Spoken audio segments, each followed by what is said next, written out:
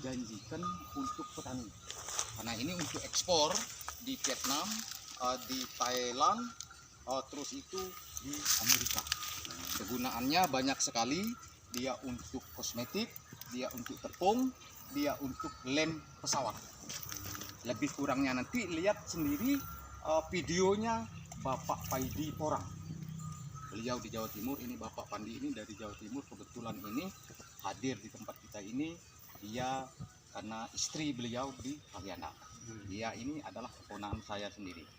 Nah itu mohon kiranya bapak-bapak yang selaku aparat TIUH untuk menerapkan ini kepada masyarakat kita Kabupaten Tulangbong Barat. Masalah bibit, hubungkan saya selaku pembibitan awal di sini, penanaman bibit awal, yaitu saya yang bernama Bapak Puryanto. Nah, dengan jajaran di sini Bapak dari TIUH agar artinya bisa memperagakan ini secepat mungkin. Jangan takut apabila ini besok sudah ditanam, nggak laku. Saya bertanggung jawab ini. Karena ini sudah kita lihat untuk prospek ke depan sangat-sangat akan menguntungkan kita. Nah, kita lihat cara praktek nanam. Ini yang sudah saya tanam dengan jarak lebih kurang 40 cm.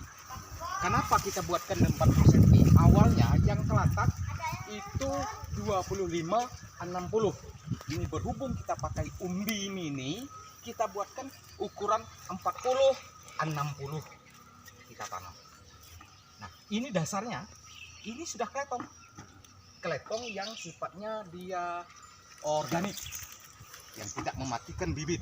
Sudah difermentasi ya. Yang sudah difermentasi. Nah ini matanya. Matanya di atas ya. Matanya di atas, harus kita taruhkan dia di atas. Nah, berhubung ini musim panas, dia sudah posisi duduk di tempat yang dingin. Syukur-syukur sehari dua ini dia udah ada hujan. Nah ini cara kita menanam porang. Nah saya mengharapkan sangat, saya bagi-bagi ilmu kepada bapak-bapak untuk warga kita, masyarakat kita, khususnya di kabupaten kita. Nah, ini cara kita. Arealnya harus seperti ini. Terus ini nimbunnya dikit Nanti, aja ya Pak? kenapa? Nah ini pertanyaan bagus dari bapak. Dulu kita terkenal kalau menanam kita di atas gulutnya. Iya, betul. Nah kita berdasarkan saya mengikuti panduan Pak Paidi Porang. Beliau yang temuan pertamanya porang ini. Ini dibuatkan gulut sama dia. Tentu kalau logika kita nanam di atas ini. Iya. Ini bukan. Beliau ditanamnya di siling. Nanti ini ditutup pelan-pelan. Iya. Sedikit tanah. Nah, setelah dia tukul, numbuh 10 cm, ini mulai kita turunkan lagi. Sebelum kita turunkan ini, kita ada pupuk kompos kembali. Kasih seipuk saja atau segenggam ini di pohon-pohon masing-masing. Kanan kiri ya. Kanan kiri. Baru Baru kita tutupkan lagi dengan tanah kiri kanannya ini. Lama-lama gulutan ini menjadi siring. Yang ini lebih tinggi. Disitulah posisi pertumbuhan biji umbinya ini akan lebih cepat membesar.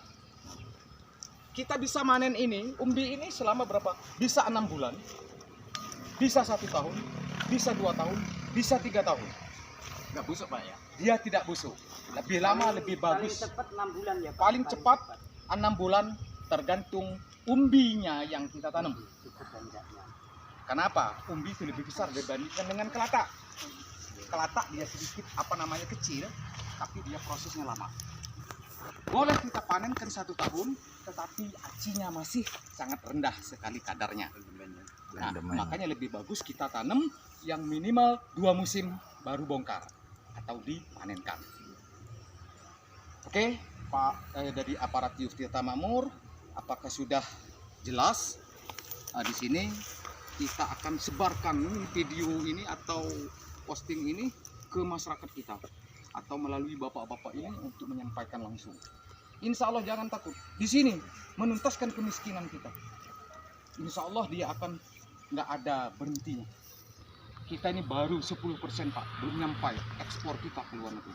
Ini komoditas ekspor? Iya, bukan lagi impor, ini ekspor. Indonesia ini ditugaskannya untuk mengekspor barang porang, di umbinya porang. Nah, Pohonnya menjalar nih Pak ya. dia nggak menjalar, dia seperti apa namanya keluak. Suwak.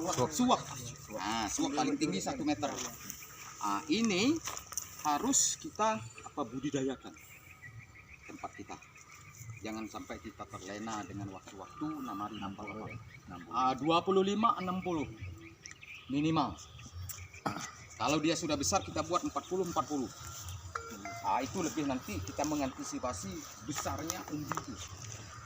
Harga dari bibit kalata ini sekarang mencapai 300.000 per kilo. Karena sekarang musim tanam. Dari 270-260 sampai ini hari sampai 300. Kemarin masih 290. Ini berapa kilo Pak? Ini lebih kurang ada 2 kilo. 2 kiloan ini ya. Nah, saya kebetulan mengambil dengan Pak Pandi ini. Pak Pandi ini adalah apa namanya tempat saya koordinasi karena beliau yang tim dari Jawa Timurnya langsung. Saya langsung datang, alhamdulillah. Nah, ini saya beli bibit setengah 50 kilo. Sudah tadi malam nyampai beliau, ngobrol-ngobrol, langsung praktek dan langsung saya tanam. Karena areal sudah siap. Nah, jadi itu bapak-bapak bagaimana cara. Nah, ini sekaligus biar kita mengetahui itu ADD. ADD itu untuk pembangunan desa. Bisa untuk peternak, bisa untuk pertanian. Nah, mari kita arahkan masyarakat bagaimana caranya Kepala Tio berkoordinasi dengan masyarakat sehingga masyarakat bisa muncul semua. Nah, itu aja dari saya mengajak bapak-bapak untuk membudidayakan tanaman porang ini. Demikian, terima kasih. Kita kembali bekerja. Terima kasih Pak Bos atas sarannya. Ini langsung kita ini Lapor. Apa? Ada yang nelpon. Ini kok bisa dimakan? Adik. Dia nggak bisa Pak. Kalau dimakan langsung nggak bisa Pak. Ini kan ada prosesnya. Heeh. Jadi kalau kita rebus kita makan langsung itu nanti bakal mati rasa. Nah ini nanti orang ini kalau kita produksi, kalau kita ambil produksinya umbi produksi itu nanti kita rajak terus kita kirim ke Cina. Nah dari Cina sana itu baru diproses untuk penepungan. Jadi dia punya mesin memisahkan antara zat gatal sama tepung. Pak Pandi Itu yang belum bisa diturunkan di Indonesia. Tapi ini bisa gede, Bisa. Ini bisa nanti, sampai 5 kilo, 10 kilo. ini Satu biji, Iya. ya tergantung lamanya. Oh, Tiga- 3 tahun tadi. Ini besarin ini ya Pak Ini ya. ngebesarkan. Besarin ya. Jadi Nggak beranak ya, nggak anu ya. Bukannya langsung besar gitu. Langsung ngebesar, dia hanya memberikan tunas jadi gini 3 Pak, tunas. nanti Nah, kalau ini udah semakin besar, nanti di atasnya ada anakannya ya. Yang ini Anakannya yang kecil-kecil ini. Oh gitu ya. Terus di samping itu juga dia keluar batang. Di atas batangnya itu nanti keluar kata. Biji kata yang ditanam, Ya, yang nanti dibilang untuk ditanam lagi gitu. nah itu kasih arahan. Terus dari satu kata ini nanti bisa 6 kali panen kata. Jadi ini nanti tunas ada 3, 1 tumbuh, nanti nyusul tunas kedua, nyusul lagi tunas ketiga.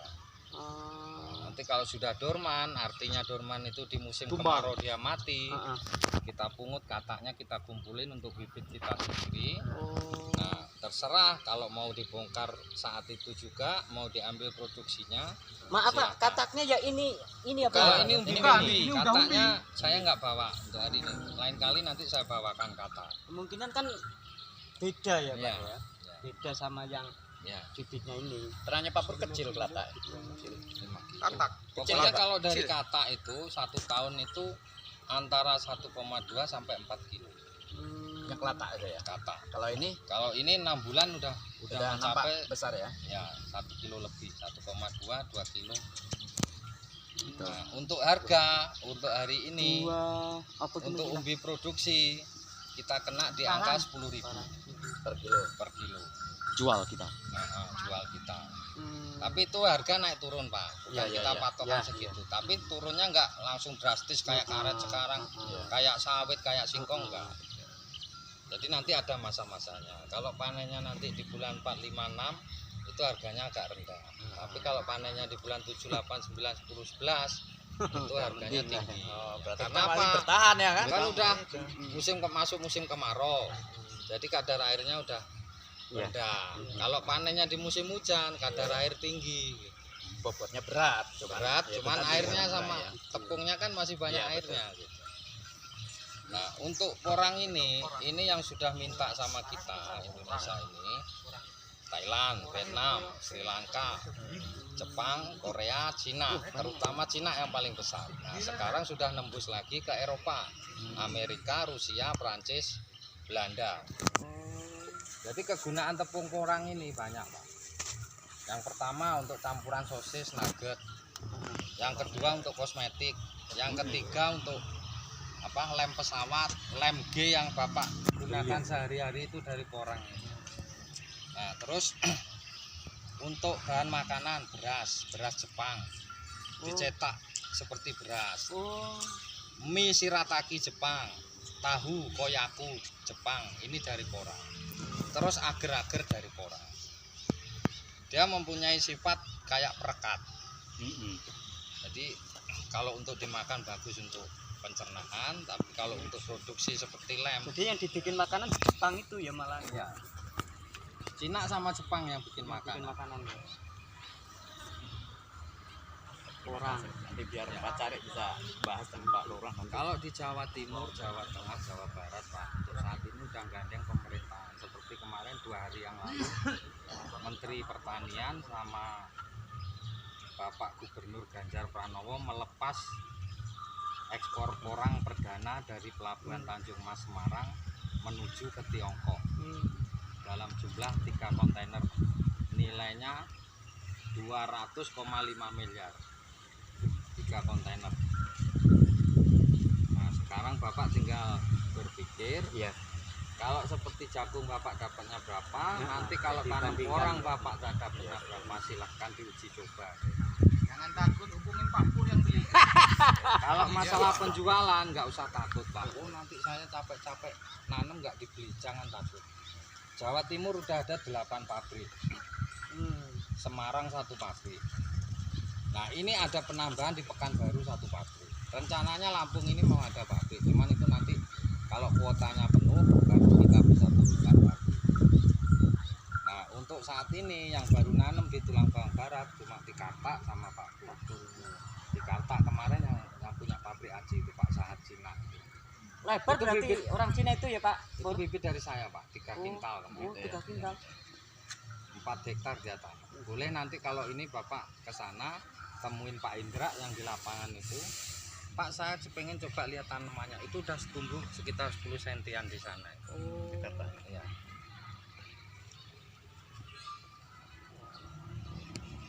Sebulan lagi lihat tempat Pak Pur ini. Iya ya.